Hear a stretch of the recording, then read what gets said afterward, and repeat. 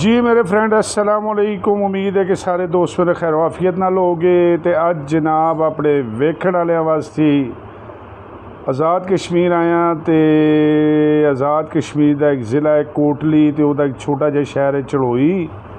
इत्थे जनाब अज आए हैं तो मैं क्या अपने वेखण वालियां वास्ते आज़ाद कश्मीर की जिन्हों कहा जाता है कश्मीर जन्नत बेनज़ीर उहदी सैर करवावां।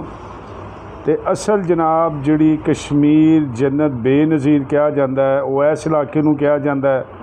यह वेखदे हो भी तुहाडी अखां दे सामने किन्नी सबसर्ज इलाका। यह वेखो माशाअल्लाह बड़ी ही खूबसूरत। यह वेखण दे विच और इत्थे आके और इन्नी ठंडा मौसम सब्ज़ा और पहाड़ियाँ तो दिल नूं सुकून आ जाता है। वेखो तो अगर साडी यह वीडियो तुहानूं पसंद आए तो वेख लो तुहाडी खातर की कुछ करीदा। तो एको ही रिक्वेस्ट हुंदी है कि साडे चैनल नूं ज़रूर अजे तक अगर तुसीं सबसक्राइब नहीं कीता इनू सबसक्राइब करो, नाल दिते गए बैल आइकॉन दे बटन नूं दबा दिओ ताकि इस तरह दीयां मज़ीद वीडियो वेख सको। यह चश्मा है जनाब बिल्कुल साफ सुथरा चश्मा। यह पानी इत्थों दे मकामी लोगों कोलों पुछया ये इस्तेमाल भी करते हैं और ये अपनी ज़मीनों नूं सैराब भी करते हैं। गाइस यकीन करो आके ना इंज अखां नूं ठंडक महसूस हुंदी है। इत्थे इंडिया का बार्डर भी वाज़िया साफ सामने नज़र आता है।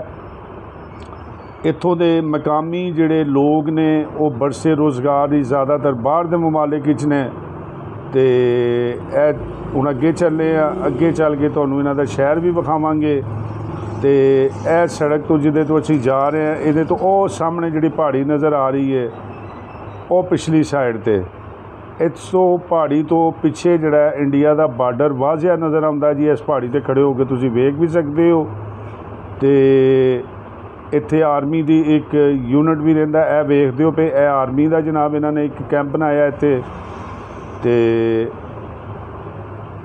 बड़ा ही इंजॉय करता बंदा इस मौसम में अगर तुसीं आना है तो इस इलाके हकीकत तुहानूं जन्नत बेनज़ीर जिहड़ी है वो कश्मीर है और यह नज़र आएगा। अगर टाइम लगे तो इत्थे ज़रूर आओ। यह चश्मा ही गुजरदा सी मैं तुहानूं विखाईए।